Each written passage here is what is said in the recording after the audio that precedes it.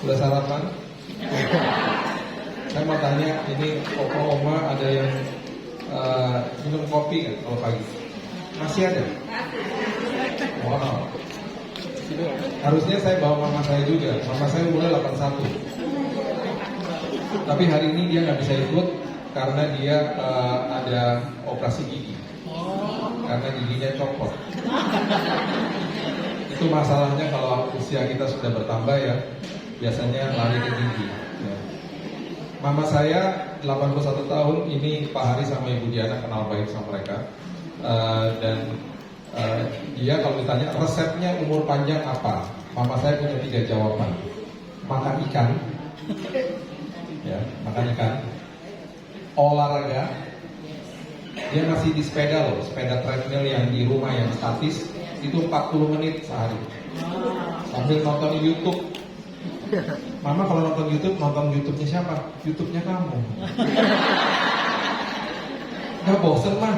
Enggak, mama ulang-ulang aja terus.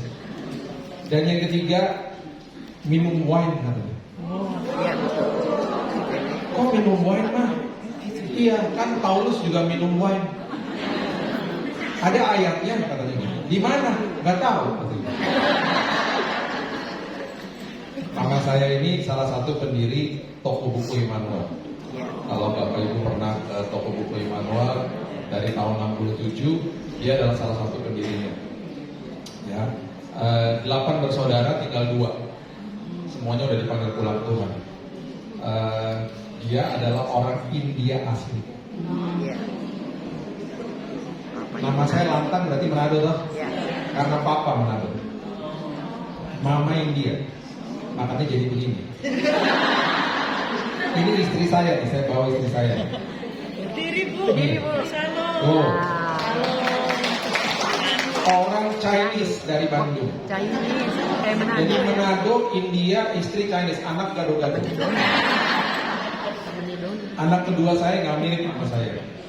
Mukanya Chinese kayak mamanya. Orang pikir saya jalan sama dia, saya nyulik anak. Ayo. Saya berdoa, dari kecil udah bobohok, bulat mukanya. Saya tumpang tangan, Tuhan nggak apa-apa kalau masih kecil nggak mirip. Kan biasanya kalau udah makin besar, makin mirip biasanya kan gitu ya. Tumpangin tangan, sekarang udah 17 tahun, udah lebih tinggi dari saya. Makin berubah dan makin nggak sama saya. Nggak apa-apa. Jadi itu mama saya ya. Mama saya ini suka jalan-jalan sampai saya di mall. Bukan belanja, bukan. Jalan kaki. Jadi Bapak Ibu sering-sering opa-oma sering-sering jalan-jalan di mall. Bukan belanja, jalan di mall, jalan sehat. Kalau mall jam-jam segini kan sepi. Orang lagi pada kerja. Nah, pergunakan mall, jalan. Kan enak sekali cuci mata gitu. Nah, mama saya punya toko favorit di mall, Watson. Tahu ya? Tahu nggak kenapa ibu-ibu bapak tahu nggak? Karena kalau ke Watson selalu ada buy one get two free. Sabut cuci tangan. Jadi mama saya beli sabut cuci tangan banyak banget. Mah, banyak banget sih sabut cuci tangan. Iya, buy one get two free. Ya bukannya berarti beli terus, nggak apa-apa.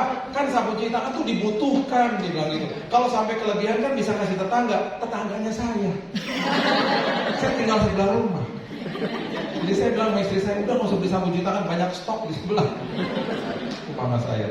Ntar satu hari mungkin saya bawa ya ke sini. Yes. Saya tadi kasih tahu kemarin, mama nggak mau ikut, mama ada operasi gigi, mama pengen banget. Dia di Gerini juga ikutan paduan suara sama Umas juga. Gitu. Kemarin dia nervous karena disuruh jadi singer. Padahal dulu pas masih muda WL loh dia. Wow. Ntar mungkin diundang di sini ya bintang tamu ya. Siap. Nggak tahu ya. Oke, kita bahas Mazmur 23 ya Bapak Ibu ya. Mazmur 23 kan ayat favorit di mana-mana mungkin orang udah pernah hafal. Siapa yang masih kecil dulu sekolah minggu? Tuh banyak ya. Ini ayat hafalan loh sekolah minggu, benar nggak? Karena cuma 6 ayat. Kita bahas ya, kita bahas. Mazmur 23 ayat 1. Bunyinya begini, Mazmur Daud, Tuhan adalah gembalaku, takkan kekurangan. Wow. Kalau sampai dia bilang nggak akan kekurangan, berarti betul-betul nggak akan kekurangan. Walaupun kita menghadapi kesulitan hidup, kita tetap aja akan selalu dipelihara Tuhan. pemeliharaan Tuhan tidak pernah gagal sama hidup kita. Dan kalau dibilang dia adalah gembalaku, berarti kan kita domba. Mohon maaf ya, bukan kata saya loh. Domba itu salah satu binatang terbodoh di dunia loh Bapak Ibu. Jadi kalau Bapak Ibu buka YouTube ya, terus lihat, coba di situ lihat ada domba yang jatuh ke lubang, tulisnya gitu. Beneran dia jatuh ke lubang, ditolong sama seseorang. Itu domba seneng banget, dia loncat, jatuh lagi ke lubang yang sama. Karena memang dia agak-agak on gitu loh, ya kan? Nah, dia ini, domba ini, kalau misalnya dia masuk ke air, bisa hanyut loh, mati. Terus domba gak bisa dikagetin, jadi jangan main tak umpet sama domba. Kalau main tak umpet kan pas ketemu gini, gitu. Mati dia, karena kaget, kaget gitu. Dia gak boleh dikagetin. Terus domba itu kalau misalnya jatuh kebalik begini ya, dia tuh harus ditolong untuk dibalikin lagi badannya, karena dia gak bisa balikin badan sendiri. Jadi benar-benar lemah gitu loh. Makanya firman Tuhan bilang, aku adalah gembalamu. Dengan kata lain, kamu tuh tanpa aku gak bisa ngapa-ngapain gitu loh. Bahkan kekurangan engkau dalam hidupmu itu berarti luar biasa banget. Nah itu dipertajam sama Yesus ketika dia memberikan sebuah perumpamaan kepada orang Farisi di Lukas 15. Coba lihat Lukas 15 ayat 12. Lukas 15 ayat 12. Firman Tuhan bilang begini. Kata yang bungsu kepada ayahnya, Bapak berikan kepadaku bagian harta milik kita yang menjadi hakku. Ini saya mau jelasin kepada kita. Ini sebuah pernyataan yang mengerikan, yang seringkali kita baca cepat-cepat kita nggak paham. Ini bungsu lagi bilang sama bapaknya begini, berikan harta milik kita. Milik kita itu berarti dia tadinya sadar bahwa dia melekat kepada bapaknya, dia punya akses kepada bapaknya, milik bapaknya milik dia. Jadi dia bilang, berikan harta milik kita berdua yang menjadi hakku. Dia melepaskan akses, dia melepaskan ketergantungan sama bapaknya menjadi miliknya sendiri. Dia nggak mau lagi tergantung sama bapaknya. Dan akhirnya dia pergi. Kita udah tahu ceritanya si bungsu dalam perumpamaan anak terhilang. Dia pergi ke negeri yang jauh, ampas yang menjadi makanan babi kelihatan menarik untuk dimakan loh. Itu dengan kata lain ya, saya waktu masih kecil tinggal sama orang tua saya, setiap kali saya buka kulkas ada roti, ada susu, ada apapun saya main makan aja. Kadang-kadang papa begini, ini roti papa mana ya? Aku yang habisin, dia tenang aja, dia cuma diem aja. Karena bagi saya, punya dia punya saya. Paling-paling ntar dia bilang ini sama mama, itu anak-anak lagi pada suka makan roti, beli banyakan dong besok. Zaman dulu waktu saya masih tahun 80-an, yang paling ngetop cuma satu toko roti yang paling populer di Jakarta, namanya Holland Bakery. Dulu cuma satu di Hayamuruk. Tuh, yang ngangguk-ngangguk ngerti ya.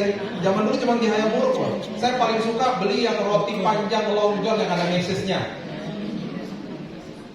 Jadi waktu satu hari saya diundang ke kantornya Holland Bakery, saya ceritain dong kisah saya kecil. Bapak Ibu yang terhormat, para direksi Holland Bakery, terima kasih diundang ke sini. Saya senang banget waktu masih kecil saya suka dibeliin sama orang tua saya Long John, coklat ada coklatnya atasnya. Mereka dengar kan? Habis selesai khotbah pas mau pulang, saya dikasih 2 kantong keranjang isinya semua Long John. Saya bilang, Bu, kalau saya makan semuanya saya cepat ketemu Yesus. Gak sehat juga. Tapi itu roti paling enak. Itu dulu tuh kayak begitu. Nanti susu habis diminum sama adik saya. Paling-paling papa cuma bilang ini sama mama, besok beli banyak kan, anak-anak lagi suka minum susu. Punya mereka, punya kita. Itu namanya akses. Itu namanya ketergantungan sama Bapa. Jadi kalau kita berani-berani melepaskan diri dari Bapa di sorga, kita akhirnya banyak orang mau memiliki di dalam dunia ini, akhirnya kita tidak ada supply dari Tuhan. Orang yang tergantung sama Tuhan, apapun terlepas dari tangannya, hidupnya tidak pernah berkekurangan karena supply jalan terus. Amin. Karena dia melekat kepada Bapa di sorga. Yes. Tetapi orang yang melepaskan ketergantungan daripada Bapa, apa yang terlepas dari tangan, terlepas dari hidup karena supply nggak ada. Nggak ada supply-nya. Jadi dalam hidup ini apapun aspek kehidupan kita, ya ketika kita melekat kepada Bapa kita yang di sorga, supply jalan terus. Saya kena kanker, Bapak Ibu mungkin udah pernah nonton video saya. Saya kena kanker tahun 2019, divonis mati sama dokter 3 bulan. Karena kanker darah yang saya idap itu adalah kanker darah yang paling akut. Saya kalau misalnya nggak mengerti prinsip ini, saya udah hilang iman saya. Saya bilang sama Tuhan, Tuhan saya tidak akan kekurangan sesuatu apapun. Saya ketika ambil perjamuan sama istri saya setiap hari, saya bilang ini, Tuhan, tubuhmu yang tercabik-cabik di kayu salib sudah menyembuhkan aku, dan darahmu yang tercurah di kayu salib menyembuhkan dan menggantikan darahku yang rusak, Tuhan. Aku melekat kepada sumber atas segala sumber. Apakah setiap hari setelah itu habis berdoa besoknya sembuh, besoknya lebih baik? Enggak. Tetapi karena sadar bahwa kita melekat kepada sumber atas segala sumber, perjalanan yang sulit pun menjadi nikmat akhirnya. Saya bisa tersenyum tuh di kamar saya, walaupun divonis mati 3 bulan. Pak, udah gak ada harapan, 3 bulan selesai hidupnya. Karena 85% dari darah saya kanker semua. Jadi gimana mau hidup? Terus kanker darah gak ada stadium. Kanker darah itu adanya jenisnya saya, jenis yang paling progresif, paling cepat dimakan semuanya. Ayo.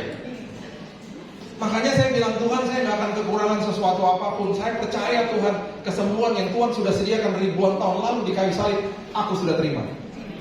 Jadi saya gak pernah minta-minta. Jadi saya bilangnya apa? Posisi saya ketika berdoa, Tuhan, terima kasih, kesembuhan sudah saya terima.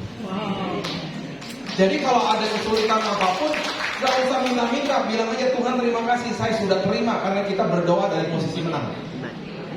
Posisi menang loh. Kenapa? Karena Yesus sudah katakan selesai di kayu salib. Jadi posisi kita hari ini, posisi kita udah posisi menang. Jadi belajar terima yang terbaik. Makanya Yesus bilang begini sama Marta, ngapain sih kamu ribet banget, duduk dong seperti Maria, terima yang terbaik dari aku. Belajar terima dari Tuhan. Belajar terima yang terbaik setiap hari. Karena kita kadang-kadang terjebak dalam aturan-aturan agama, harus memberikan yang terbaik, harus memberikan yang terbaik. Kita gimana kasih yang terbaik kalau nggak pernah terima yang terbaik? Saya nggak bisa kasih uang kalau saya nggak punya uang. Saya nggak bisa kasih waktu kalau saya nggak punya waktu. Saya tidak bisa kasih yang terbaik kalau saya nggak pernah punya yang terbaik. Makanya terima dulu. Format ketaatan yang nggak pernah dibahas. Belajar terima dari Tuhan. Tiap hari kalau bangun pagi bilang ini, Tuhan terima kasih ya buat kasih karunia, buat kesehatan, buat nafas kehidupan, buat semua yang terbaik Tuhan sudah siapkan hari ini buat aku. Belajar terima tiap hari. Itu sebabnya kalau kita ngerti itu, kita akan tenang. Dan itu sebabnya kenapa di ayat kedua dan ayat yang ketiga dari Mazmur 23 itu adalah jantung daripada Mazmur 23. Kalau kita nggak ngerti ayat 2 dan ayat 3, kita nggak ngerti Mazmur 23. Karena ayat 2 itu adalah ayat paksaan. Kenapa saya katakan paksaan? Karena dombanya dipaksa untuk berbaring di padang yang berumput hijau. Coba lihat ayat 2. Dikatakan begini. Ia membaringkan aku di padang yang berumput hijau. Itu dipaksa loh. Supaya apa? Ia membimbing aku ke air yang tenang. Dipaksa untuk istirahat. Istirahat bukan dari pekerjaan fisiknya, bukan. Maksudnya adalah Tuhan adalah hatinya harus tenang. Hatinya harus masuk ke dalam perhentian bersama Tuhan tiap hari. Tuhan terima kasih, semua persediaanmu cukup bagiku tiap hari. Kalau hatinya tenang, kalau hatinya ada di dalam damai Tuhan, hidupnya tenang akhirnya. Selalu gitu. Makanya dibaringkan di padang berumput hijau tuh dipaksa. Bayangin ya, ini kejadian benar-benar terjadi loh tahun 2005. Ada 1.400 domba yang sedang digembalakan di Turki. Ya, kita bulan November akan ke Turki ke 7 gereja. Kita akan mengunjungi 7 gereja yang mau untuk belajar bersama-sama dengan jemaat. Di Turki itu banyak domba loh. Domba ada 1.400 domba yang sedang dikawal sama beberapa gembala. Tiba-tiba cuma makan siang setengah jam loh. Gembalanya duduk bentar makan siang. Itu tiba-tiba ada satu domba yang pecicilan jalan sendiri. Jalan sendiri, tiba-tiba dia masuk jurang. Terus begonya teman-teman yang lain, 400 domba yang lain ikut-ikutan, terjun ke jurang, mati semuanya. Coba. Jadi kalau dia keluar dari jalur lah, nggak mau ada di dalam perhentian bersama-sama dengan gembalanya, fatal akibatnya. Makanya ayat yang kedua Daud lagi bilang, itu dipaksa dibaringin di padang berumput hijau. Karena domba tuh suka begitu, suka mau keluar jalur lah dan lain sebagainya. Nah, di dalam perjanjian baru dikatakan dengan jelas begini. Coba lihat ya. Coba baca sama-sama saya. Ini menjadi doa saya setiap hari. 1 Petrus 5 ayat 7. Saya kasih kuncinya sama Bapak Ibu, Opa Oma supaya mengerti kalau bangun pagi. Salah satu doa yang kita ucapkan, doa ini luar biasa soalnya. Ini saya katakan tiap hari. Saya bilang ini, Tuhan, 1 Petrus 5 ayat 7. Aku serahkan semua kekhawatiranku kepadamu ya Tuhan. Walaupun aku belum merasa. Ayo. Mungkin kita bangun pagi nggak khawatir, cuman bisa aja ntar siang khawatir. Tuhan, kalau sampai ada kekhawatiran, aku serahkan loh Tuhan. Sepanjang hari ini aku udah serahin sama Tuhan. Sebab Ia yang memelihara kita. Tuhan, terima kasih karena Tuhan pelihara saya. Oke? Nah, saya berdoa seperti ini, saya tukar sama Tuhan. Tukarnya apa? Yang sesuatu yang Tuhan udah kasih. Saya serahkan kekhawatiranku kepadamu. Tukar ya Tuhan sama sesuatu yang Tuhan udah berikan buat saya. Apa yang Tuhan udah berikan? Yohanes 14 ayat 27. Coba lihat. Yohanes 14 ayat 27. Ini artinya dibandingkan di padang gurun hijau itu begini. Baca sama-sama dengan keras ya, Bapak Ibu ya, Oma. 2, 3. Damai sejahtera ku tinggalkan bagimu. Damai sejahtera ku berikan kepadamu. Dan apa yang kuberikan tidak seperti yang diberikan dunia kepadamu. Janganlah gelisah dan jangan gentar. Wow. Damai sejahtera yang kuberikan gak sama seperti yang dunia berikan. Yang dunia berikan adalah ketenangan setelah masalah selesai. Damai yang aku berikan adalah damai selagi ada masalah. Ayo, hebat kan Tuhan? Walaupun kamu ada masalah, damai udah aku kasih. Jadi doa saya kalau pagi, ya besok Bapak Ibu bangun ngomong begini, Tuhan, aku serahkan semua kekhawatiranku kepadamu. Aku tukar Tuhan sama damai sejahtera yang firman Tuhan bilang telah kutinggalkan loh bagi kita. Yo, ditinggalin loh sama Tuhan. Kan rugi kalau kita nggak ambil. Loh, aku udah tinggalin loh buat kamu. Ayo dong ambil, terima dong. Tuhan, aku terima ya Tuhan. Aku ambil semua damai telah Tuhan titip buat aku. Aku percaya hari ini hidupku dilingkupi dengan damai sejahtera Tuhan. Supaya apa? Balik lagi ke 1 Petrus 5 ayat 8 coba lihat. Kalau kita serah terima kekhawatiran dengan damai, yang terjadi adalah ayat 8. Coba lihat. Perhatikan ini. Sadarlah dan berjaga-jagalah. Lawanmu si iblis berjalan keliling seperti singa yang mengaum-ngaum. Bukan singa loh. Seperti singa. Dia berusaha jadi singa. Mengaum-ngaum berarti ngapain? Cuman ganggu aja. Yang diganggu apa? Pikiran. Karena dia gak punya akses ke dalam hati. Karena hati kita dimiliki Roh Kudus. Amin. Dia cuma ganggu pikiran aja. Jadi kalau bangun pagi ya, Roh Kudus akan bicara di hati. Ayo buka renungan harian. Iblis ngomong di pikiran. Ayo buka sosmed. Oma punya sosmed gak? Mama saya punya sosmed aktif lagi. Jadi kadang-kadang suka gini, Mama lihat tuh kemarin di sosmed kamu, ih hebat banget sih Mama, updated banget gitu. Jangan buka yang lain-lain kalau pagi. Buka renungan, saya tulis renungan harian. Kalau Bapak Ibu nggak punya renungan harian, silakan baca renungan harian saya. Ada di Facebook atas nama saya, ada juga di YouTube saya.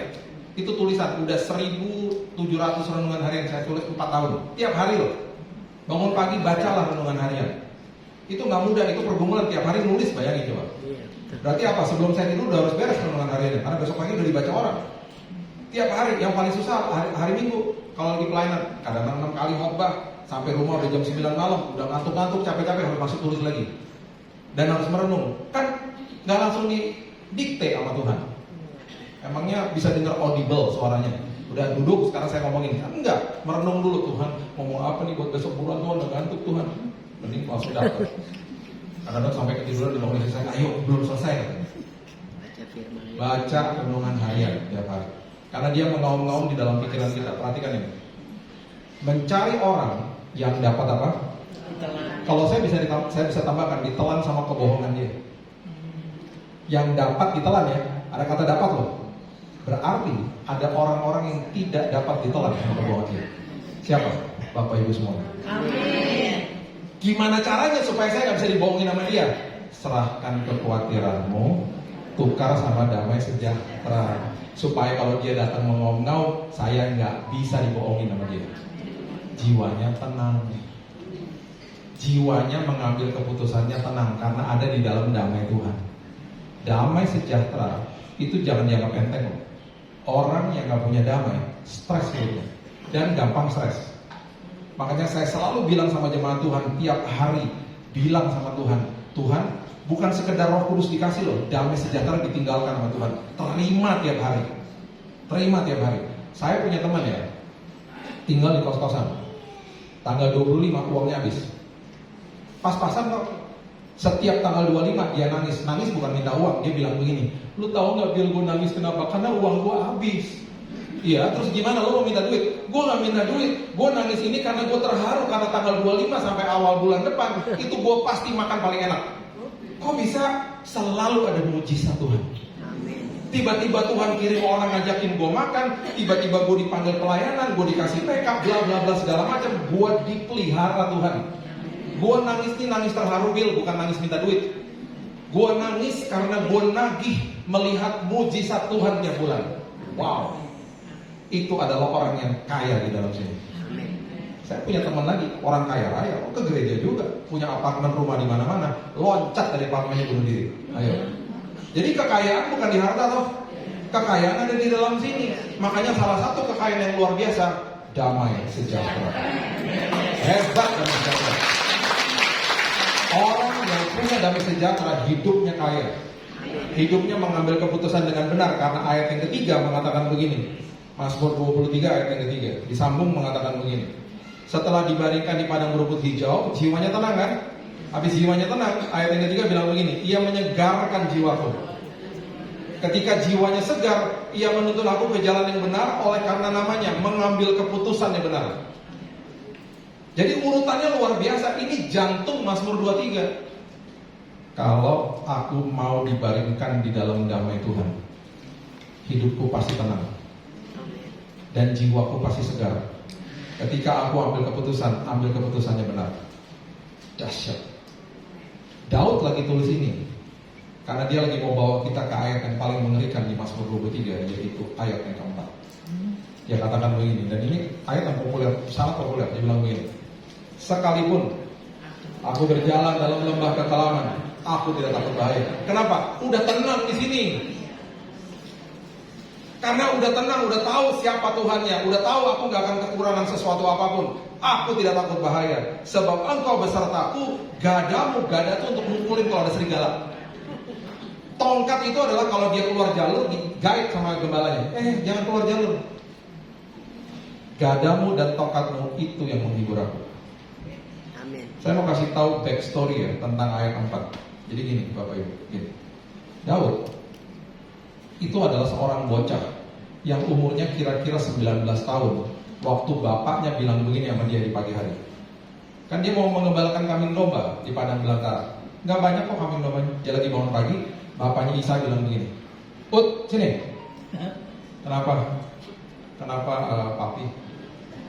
Dedi, hari ini kamu gak usah gembalain domba-domba. Kamu pergi ke lembah Tarbantin. Ngapain tuh? Kakak-kakakmu lagi perang sama bangsa Filistin di situ. Mereka berhadapan sama siapa? Raksasa namanya Goliat. Kamu pergi ke sana, bawain mereka roti sama keju. Saya suka banget roti. Roti Mamesis juga suka. Saya ini mau makan roti. Jadi bapaknya bilang, kamu pergi ke lembah Tarbantin, bawain roti sama keju buat kakak-kakakmu. Mungkin dia tanya, lembah Tarbantin di mana? Google Map aja tuh.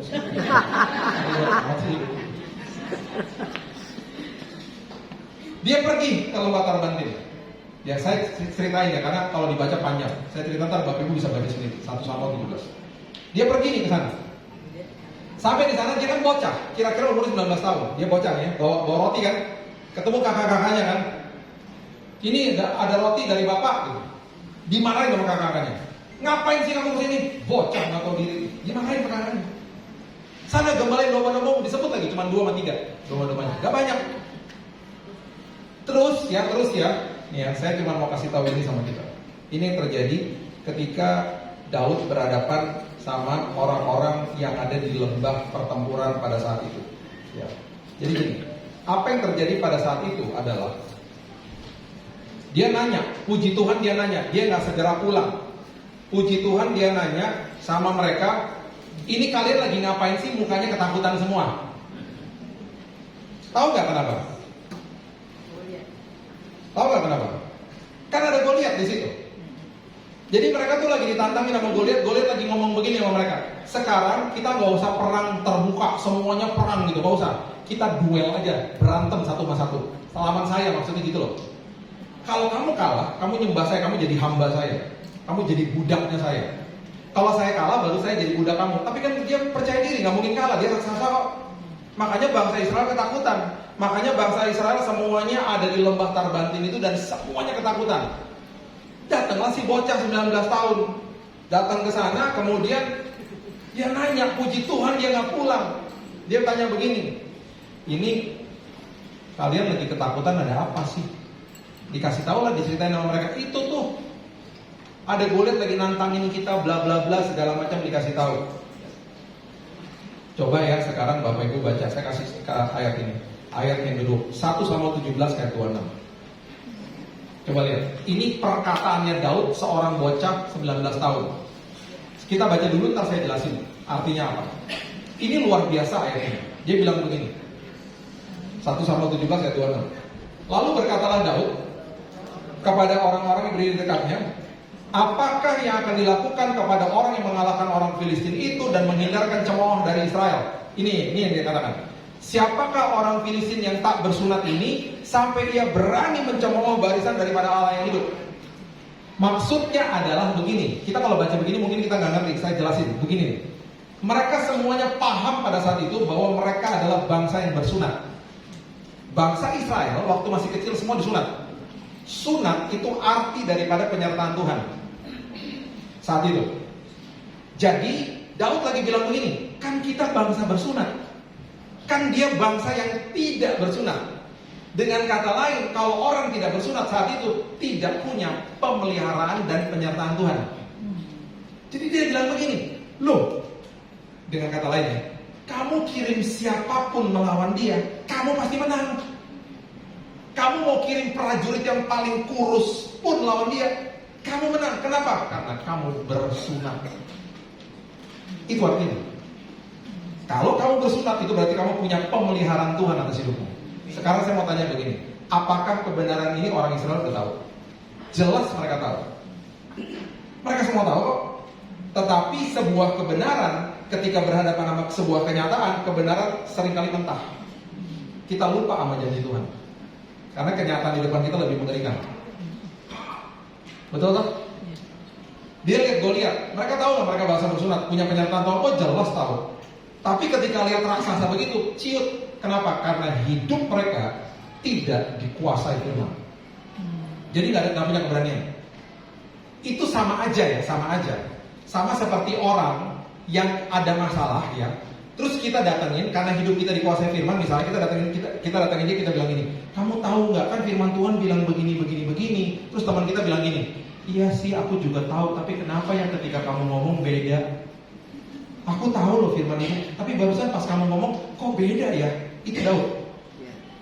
Waktu dia ngomong begitu, Bapak Ibu tahu nggak apa yang terjadi? Itu disampaikan ke Raja Saul. Sama nggak tahu sama siapa? Salah satu prajurit mungkin. Dan pasti kan kalau ngomong begini prajuritnya, bos, itu ada bocah lagi bawa roti sama keju. Itu dia barusan ngomong, kita kan bangsa bersunat, kalau kita lawan Goliat kan kita pasti menang loh bos. Terus pasti Raja Saul bilang apa? Iya sih, emang bener sih. Bos dengar sendiri deh. Cara dia ngomong tuh perlu urapan bos. Bener loh bos, dengerin sendiri deh. Dipanggil dong. Bocah 19 tahun yang lagi bawa roti sama keju dipanggil ke depan Raja Saul. Di depan Raja Saul, kalau kita baca kisahnya, Raja Saul ngomong begini, kamu siapa? Saya anaknya Isai. Kakak-kakak saya ada tuh di situ. Terus tanya, emang kamu punya pengalaman perang? Enggak punya. Terus kamu kok bisa seberani ini? Tahu dia bilang apa? Raja, saya udah biasa mematahkan rahang beruang dan singa di padang belantara karena mereka adalah binatang yang tidak bersunat. Semua yang tidak bersunat, aku gak takut. Karena aku punya pemeliharaan Tuhan. Bagi aku, Goliat sama aja. Dia juga gak bersunat. Bentuknya aja beda raksasa. Bagi aku sama aja. Orang yang tidak bersunat, dia tidak memiliki penyertaan Tuhan. Saya punya penyertaan Tuhan. Oh gagah perkasa ngomongnya di depan Raja Saul. Saya mau kasih tahu sama Bapak Ibu, nasib bangsa Israel, nasib loh, diberikan kepada bocah 19 tahun yang lagi bawa roti yang keju. Kalau dia maju dan dia kalah, mereka jadi budak. Jadi budak loh mereka. Bayangin loh, peperangan itu, duel itu, diberikan kepada bocah yang lagi bawa roti sama keju. Kenapa? Karena ketika dia datang, karena hidupnya dikuasai firman, hidupnya berdampak. Makanya ya, kita nggak bisa hanya sekedar ngerti-ngerti firman, harus dikuasai sama firman. Dikasih baju perang dia mau nggak mau. Berat katanya. Terus kamu mau maju pakai apa? 5 batu, umban, tongkat, sama tas kecil buat batunya. Diketawain sama gue lihat. Oh dia nggak peduli. Dalam benaknya apa? Apapun yang kecil di tangan saya, kalau bermitra sama raja atas segala raja, yaitu Tuhan saya, pasti jadi luar biasa. Pasti jadi dahsyat. Saya nggak punya apa-apa. Saya cuma punya doa dan air mata sama istri saya di kamar ketika kena cancer. Tetapi doa dan air mata ketika bermitra sama Tuhan menghasilkan sebuah kesembuhan yang luar biasa. Dalam hitungan 1 bulan, yang namanya cancer 85% dalam tubuh saya menjadi 0%. Hilang. Kenapa? Saya punya penyertaan Tuhan. Bapak Ibu punya penyertaan Tuhan. Kita udah tahu kisahnya. Diketawain gue lihat, si Daud diketawain sama gue lihat. Ujung-ujungnya apa? Mati gue lihat. Cuma pakai 5 batu loh, sama umban. Batu sama umban, hal kecil bermitra sama Tuhan selalu jadi perkara besar. Tongkat di tangan Musa bermitra sama Tuhan, lautan kebelah. 5 roti dan 2 ikan bermitra sama Tuhan, ribuan orang makan. Doa dan air mata bermitra sama Tuhan jadi perkara besar. Amin. Jadi jangan stop berdoa, hidupnya dikuasai firman. Itu sebabnya ayat yang berikutnya, Mazmur 23 ayatnya yang kelima mengatakan begini. Engkau menyediakan hidangan bagiku di hadapan lawanku. Engkau mengurapi kepalaku dengan minyak, pialaku penuh melimpah. Kita akan tenang, bahkan kita bisa makan di hadapan musuh kita. Saya punya foto, difotoin sama istri saya. Ada 3 selang nyangkut di sini. Satunya kemo, satunya transfusi darah, satunya lagi antibiotik ditancepin ke sini saya. Tiap hari itu masuk. Lagi dalam kondisi begitu, dokter selalu bilang orang yang di kemo pasti muntah-muntah. Saya makan 2 porsi ayam bakar. Sambil nangis saya bilang ini, terima kasih Tuhan kau menyediakan hidangan di hadapan lawanku. Orang gak bisa makan, saya makan lahap. Karena saya anak raja. Bapak Ibu anak raja. Amin. Dan Mazmur 23 ditutup sama ayat 6 yang sangat luar biasa. Dikatakan begini.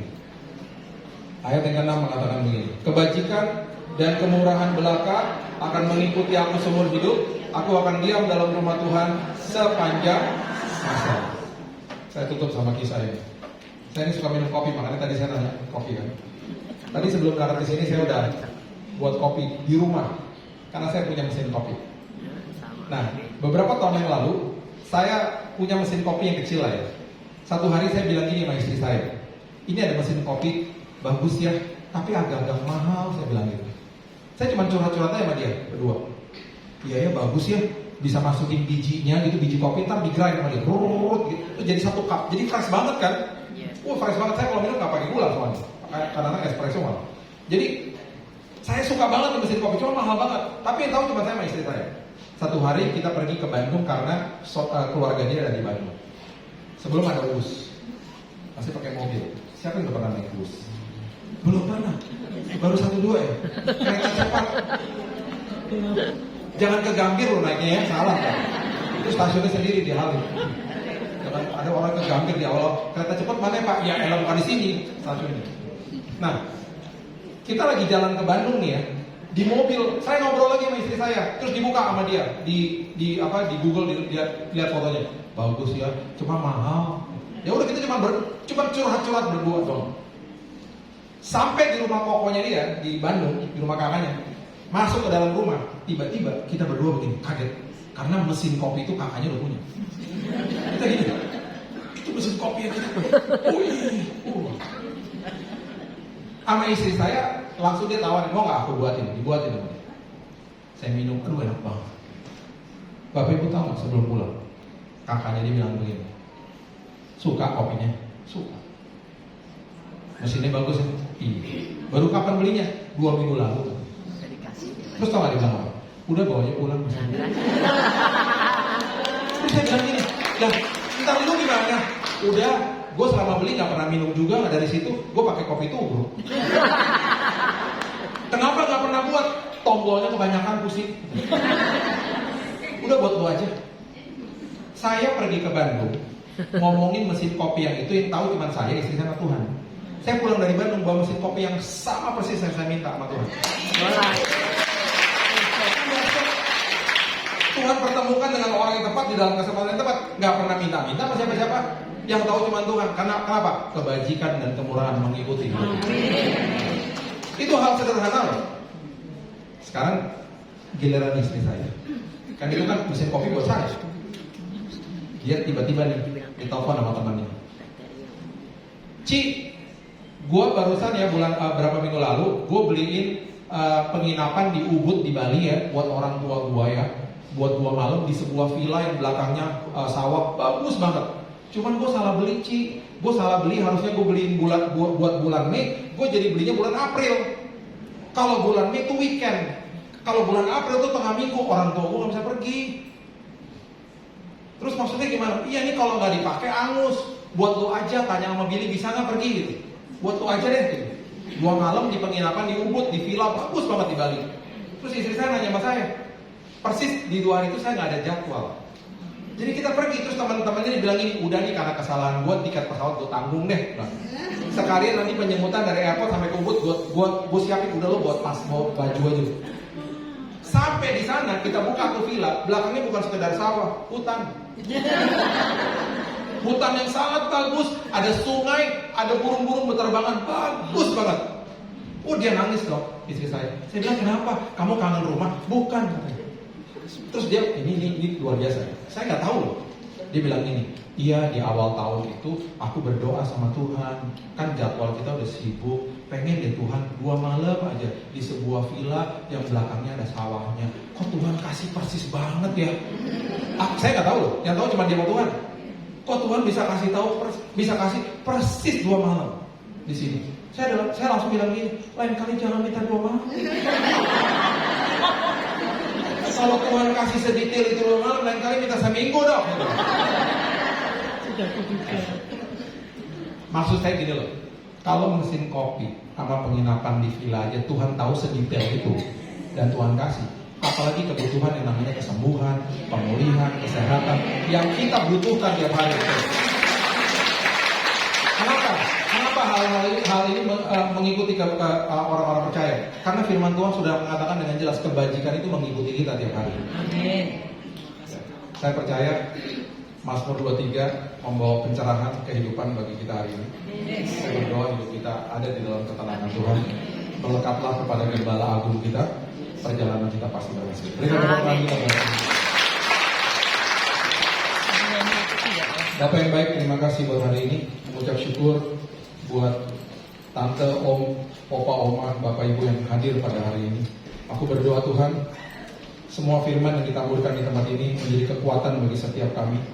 Terlebih lagi Tuhan, aku berdoa semua yang hadir selalu sehat dipelihara sama Tuhan. Bukan sekedar tubuhnya saja, tetapi jiwa dan rohnya juga sehat dan kuat. Dipelihara sama Tuhan secara luar biasa. Aku percaya hidup mereka terus bergantung sama Tuhan, berjalan bersama Tuhan sehingga penuh dengan kesaksian. Meteraikan firman ini karena kami juga sudah dimeteraikan sama Roh Kudus. Hanya di dalam nama Tuhan Yesus kami sudah berdoa dan mengucap syukur. Kita sama-sama katakan amin.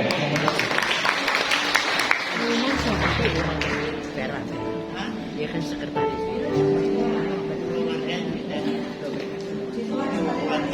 Buat Tuhan Yesus, terima kasih kita dilewatkan yang sudah menjadi saluran berkat buat kita semua. Amin. Haleluya. Kita akan memberikan persembahan yang terbaik. Kita menaikkan pujian yang telah